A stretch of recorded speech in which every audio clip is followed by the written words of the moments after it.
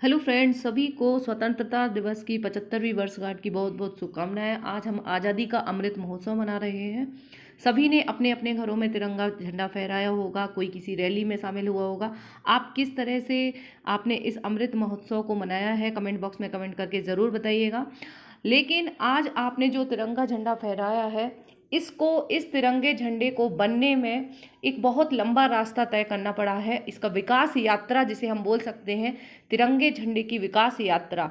आज आप सभी लोगों ने तिरंगा की यात्रा निकाली, लेकिन इस झंडे जो आज आपने फहराया है उसको बनने में काफ़ी वर्ष लगे हैं और इसमें कई बार बदलाव हुए हैं।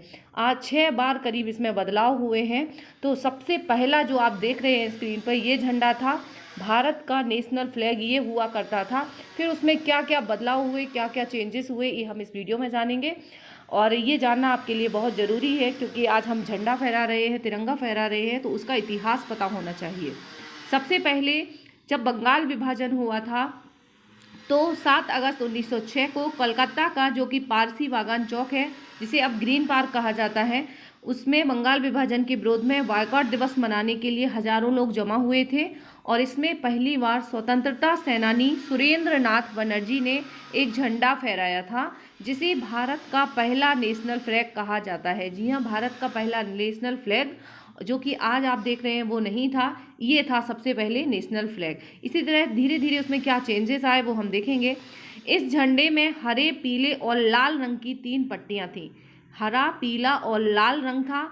इनमें से बीच वाली पीली पट्टी पर वंदे मातरम लिखा हुआ था, ये आप देख सकते हैं। एक आधा चांद बना हुआ था और एक पूरा सूरज बना हुआ था। और इसमें ऊपर 8 ग्रीन कलर पे 8 सफ़ेद कलर से 8 कमल के फूल बने हुए थे। इस जो झंडे को सचिंद्र प्रसाद बोस और हेमचंद कानूनगो ने बनाया था। ये भारत का पहला राष्ट्रीय झंडा था, जो कि बहुत कम लोग जानते होंगे। और आपने अपना कैसे बनाया अमृत महोत्सव झंडा, कैसे फहराया, अपनी कहानी भी शेयर कर सकते हैं कमेंट बॉक्स में। इसके बाद जो हुआ, झंडा में चेंज किया गया, भारत के बाहर फहराया गया। ये कलकत्ता में फहराया गया था। पहली बार अंग्रेजों के खिलाफ अपना नेशनल फ्लैग फहराया गया था।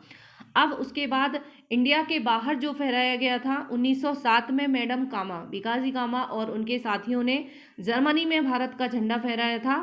तो इसे बर्लिन कमेटी फ्लैग कहा जाता है, जो जर्मनी में झंडा फहराया गया था। इस झंडे में 3 रंगों का इस्तेमाल किया गया था। सबसे ऊपर नारंगी, बीच में पीला और आखिर में सबसे नीचे हरे रंग की पट्टी थी। नारंगी रंग की पट्टी में 8 सितारे बने हुए थे। वहीं बीच वाली पट्टी में वही बीच वाले पीले रंग की पट्टी है, इस पे ये वंदे मातरम लिखा हुआ है। और ऊपर ये 8 सितारे हैं और नीचे एक साइड सूरज और एक तरफ चंद्रमा की तस्वीर बनी हुई थी। ठीक है, तो इसमें पहले इस तरीके का था, फिर ये हो गया था। उसके बाद तिलक जी आते हैं। तो राजनीतिक संगठन जो होम रूल ने एक झंडा बनाया। तब भारत अंग्रेजों से डोमिनियन स्टेट की मांग कर रहा था। इसका मतलब ये हुआ कि ऐसा देश जो स्वतंत्र हो लेकिन अंग्रेजी साम्राज्य के कानून से चले, डोमिनियन स्टेट। फिर उसके बाद पूर्ण स्वराज की मांग की गई। तो पहले भारत ने डोमिनियन स्टेट की मांग रखी थी। इस झंडे में सबसे ऊपर अंग्रेजों का झंडा था, ठीक है, इसीलिए रखा गया था। और सबसे ऊपर अंग्रेजों का झंडा, जो कि यूनियन जैक था। इसके अलावा 5 लाल और 4 हरे रंग की पट्टियाँ थीं। ठीक है, 5 लाल और 4 हरे रंग की पट्टियाँ, ये इस तरीके से था, जिसमें डोमिनियन स्टेट भारत को दर्जा मिलना था, इसलिए अंग्रेजों का झंडा भी साथ में लगा हुआ था और ये थी। ठीक है, और इसके अलावा 5 लाल और 4 हरे रंग की पट्टियां थी। इसमें 7 तारे भी थे। ठीक है, 7 तारे थे। ये 7 तारे क्या दिखाते थे? सप्त ऋषियों को दर्शाते थे। इस पर आधा चांद और उसके ऊपर तारा भी बना हुआ था।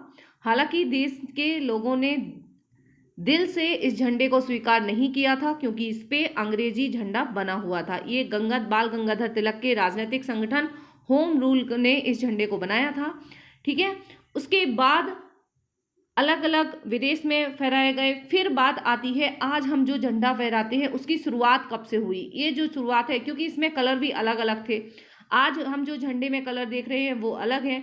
तो आज के झंडे की शुरुआत जो होती है वो होती है 1921 से। ठीक है, आज जो तिरंगा झंडा हम देख रहे हैं उसकी कहानी की शुरुआत होती है 1921 से। 1921 में मद्रास प्रेसिडेंसी कॉलेज के प्रोफेसर पिंगली वेंकैया ने महात्मा गांधी को एक झंडे का डिजाइन दिखाया था। इसमें देश के दो प्रमुख धर्मों, हिंदुओं के लिए लाल और मुसलमानों के लिए हरे रंग की पट्टी थी, ताकि हिंदू मुस्लिम दोनों ही संतुष्ट हो सके। पिंगली ने 1916 में झंडों की डिजाइन के लिए एक किताब भी छपवा थी। वह इस प्रयास में थे कि बाकी देशों की तरह भारत में भी एक ऐसे प्रतीक की जरूरत है जो सभी धर्मों के लोगों को आपस में जोड़ सके। तो गांधी जी को प्रोफेसर पिंगली का विचार पसंद आया और हंसराज, आर्य समाज के जो हंसराज थे, उन्होंने इसमें एक चरखा भी जोड़ने का प्रस्ताव रखा, ताकि इसमें एक चरखा जोड़ा जाए। और फिर गांधी जी ने एक में तर्क दिया कि ये रंग जो है बाकी धर्मों का प्रतिनिधित्व करते हैं, इसलिए एक सफ़ेद रंग भी इसमें जोड़ दिया जाना चाहिए। ठीक है, तो गांधी जी ने इसमें सफ़ेद रंग जोड़ा। इस तरह इस झंडे में सबसे ऊपर सफ़ेद, फिर हरा, फिर नीचे लाल रंग था। तो ये बदलाव हुआ। आज का झंडा बिल्कुल अलग है। हम देखेंगे कि आज हमने झंडा कैसे धीरे धीरे उसमें बदलाव हुआ। तो ये 1921 की बात है, जो पिंगली वेंकैया ने महात्मा गांधी को एक झंडे का डिजाइन दिखाया था। बाद में इसी झंडे पर सहमति बन गई थी। ठीक है, अब इस झंडे का कलर का क्रम जो है वो अलग हो गया था। 1931 में एक बार फिर इसमें बदलाव किया गया। राष्ट्रीय कांग्रेस पार्टी ने पहली बार आधिकारिक तौर पर इसे अपना लिया था। इस झंडे में सबसे ऊपर केसरिया रंग, बीच में सफ़ेद रंग और अंतिम में हरे रंग की पट्टी बनाई गई थी। ठीक है, ये तीनों ही कलर हैं जो कि आज भी हम अपने झंडे में देखते हैं। तिरंगे झंडे में आज जो आपने फहराया है उसमें देखते हैं।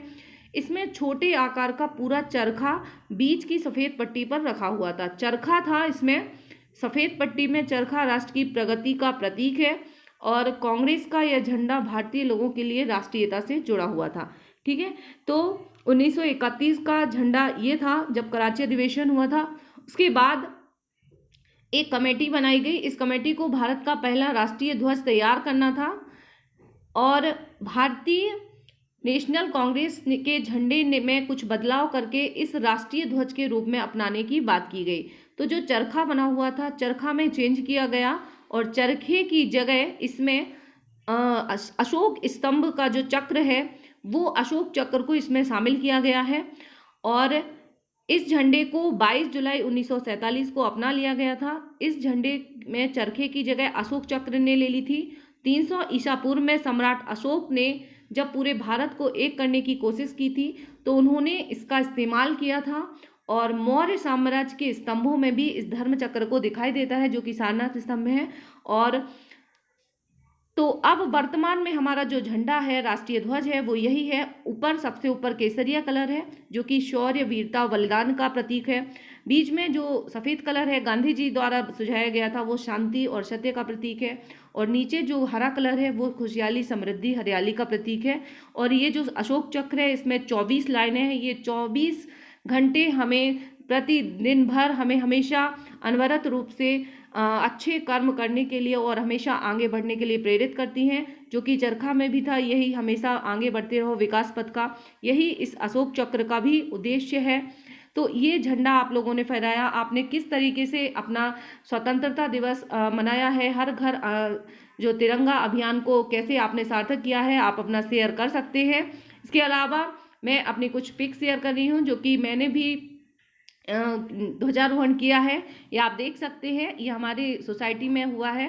तो सभी लोगों ने हम अपने अपने लेवल पे यहाँ पे मनाया है। आपने किस तरह से मनाया है आप देख सकते हैं। ये गांधी जी और ध्वजारोहण और के बाद का सीन है, कुछ पिक है जो कि मैंने आप लोगों को साथ शेयर की है। ठीक है, और इस तरह से आई होप आपको ये कुछ जानकारी जो है वो पसंद आई होगी। और इसी तरह के और वीडियोस देखने के लिए आप चैनल को सब्सक्राइब करके बेल आइकन प्रेस कर दीजिए, ताकि जनरल नॉलेज से रिलेटेड वीडियोस आपको मिलते रहे हैं। और मिलते हैं नेक्स्ट वीडियो के साथ। Take care. भारत माता की जय।